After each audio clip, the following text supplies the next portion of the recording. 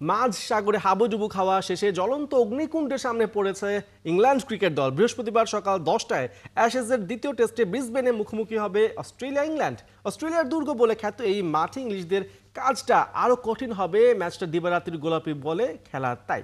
অ্যাশেজে 1-0 ব্যবধানে পিছিয়ে পড়া ইংলিশদের ব্রিসবেনে না জিতলে সিরিজ জয়ের স্বপ্ন না দেখাই ভালো, কিন্তু দিবারাত্রির ম্যাচে রেকর্ড ইংলিশদের ব্রিসবেনে জেতার স্বপ্নতেই বাধাই দিচ্ছে।